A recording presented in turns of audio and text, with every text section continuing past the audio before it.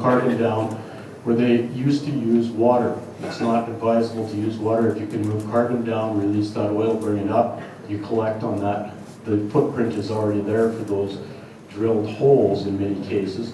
But as far as the storage goes in 24, that is a different cat, and it does go far below, I can't remember the crust level that it's called, but it's over 2 kilometers to get to that specific area for carbon storage if it was to be moved down there. It's not your pore space just below the surface. It's like way down below where you're already drawing oil and gas from when you go to the pore space to store carbon.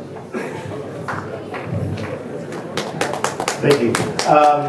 Just first of all, quick follow-up. The AUC does not set the timelines. It's set under the Hydroelectric and Energy Act, and the legislature has imposed a mandatory timeline, and AltaLink was at pains to explain to the Commission that they could not adjourn the hearing in the face of over 40 requests from landowners and legal counsel because the legislature has told them they can't. So the suggestion by the former Minister of Justice otherwise is completely false again at law. As to why Bill 24, I don't know why it was pushed forward. I know there wasn't consultation with landowners. I know that in law, as we're taught in law school, that the owner of the surface of the land owns from the surface of the land to the center of the earth, except for those things that are reserved from title, which are mines and minerals and water. That pore space, according to property law textbooks, and I brought some of them here, I'm prepared to loan them to the government as long as they give me some security that they'll give them back. And those law books make it clear that until this government passed Bill 24, you owned that pore space. In other provinces, when they need to store things underground, they go to the surface landowner and they rent the space. How awful would that be? This government declared itself to be the owner through Bill 24. It said it shall not be an expropriation for the purpose of the Expropriation Act. And the next subsection says no compensation is payable. I think you see a trend here.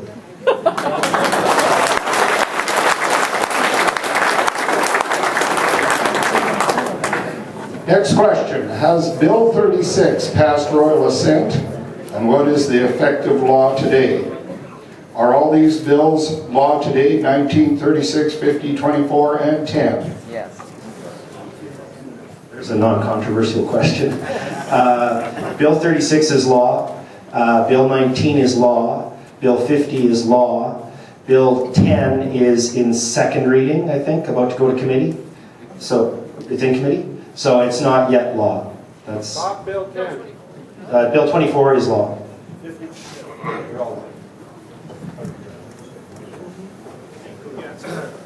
Bill 10. Bill 10 takes the right to compensation for regulatory taking that in the initial legislation, Bill 36, was restricted just to one section, the Conservation Directive. And it takes that principle for regulatory taking and puts it right across all of the regional plans. And so it goes to that issue that I told you about, that when I first got involved in politics back in the 90s with that Federal Species at Risk Act, where they say, okay, we're going to protect the burrowing owl or the caribou or whatever. Well, or the water, let's say watershed. Fine. These are important things. Let's protect them. But if it has an economic cost on the private landowner of that land, if it's a public good, the public should pay, not the landowner.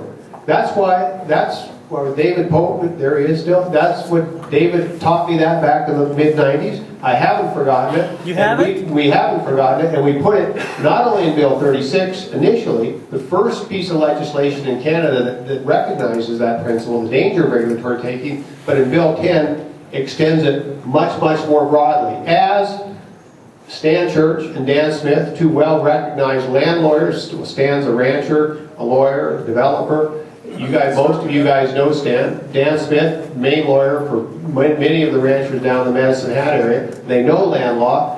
Look at the handout you have here. Look at this. They say the most extensive protection for property rights of any province or any state in the U.S. That's what we're talking about tonight. Thank you. Can you explain what Bill 19, the Land Assembly Project Area Act, is and what it does to my right as a landowner? Oh, we'd already done that? Sorry about that. Got back in the pile. We'll try a different one. Are the Regional Advisory Council members elected or appointed? If they are appointed, as are senators, judges, etc., how are they held accountable to the taxpayers in the region that they can affect? The regional advisory councils were selected from names put forward from industry, AMD&C, AUMA. The industries were agriculture, forestry, gas and oil, anybody that had a stake on the landscape, as well as NGOs. Some of the examples that I'll give to you, some of these people wear two hats. We're also municipal representatives as well as ranchers or farmers. We had Ralph Nelson, a rancher at High River, Hugh Lynch Staunton, a rancher at Pincher Creek, Stan Church, a lawyer, Bill Zabron, a town councillor in Nanton, Ron McMullen was from the Alberta Irrigation Association, Greg Securo is a farmer and a councillor from the MD of Tabor, Dan Smith is a lawyer. You have, can't think of all the names, but they came out of all the different sections of people that have a stake in the landscape and went out and started the consultation process. So they're selected from all of those different that were put forward from the people to begin with. Yes, they are put forward by all of these different groups that voted on them as their selection, and then they are appointed from here. I think the more important question is, what's their function and why are we even creating them? The function of the Regional Advisory Committee is a one-time situation. In fact, the Regional Advisory Committee for Lower Athabasca was disbanded several months ago. I mean, I know Minister Knight had said to me, oh, the RACs are really important. I said to him, well, why did you disband it already? He was at a loss for words. So, I mean, the other thing is, all the legislation now says is the minister has to satisfy himself that he's done good consultation. That's all it says. And so whatever you're just told doesn't matter because it can change tomorrow.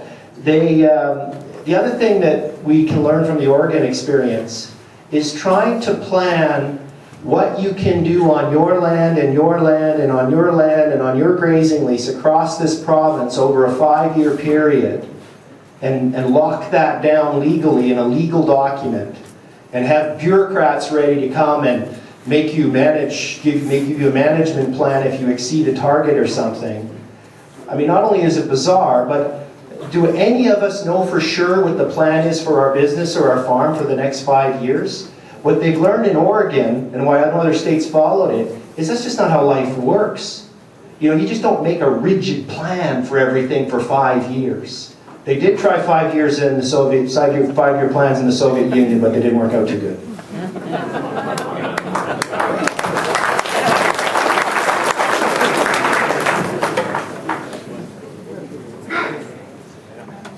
This one's on Bill 50. Why did the government take away from the Alberta Utilities Commission the needs assessment for major transmission lines? And what will these lines cost to build and cost our economy?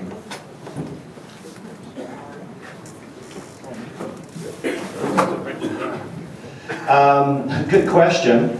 No other jurisdiction has done this. The primary function of a Utilities Commission, whether it be in Kentucky, Ontario, Newfoundland, or BC, is to assess when a utility company comes forward and says, we want to build a transmission line, as to whether or not whether it's needed. And the reason is, we all pay for that transmission line.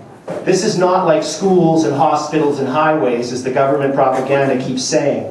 After we pay for that transmission line, the utility company owns it. And I'm not complaining about that, but what's happened is every other government's recognized that creates an incentive for companies to come forward and apply for things that aren't needed.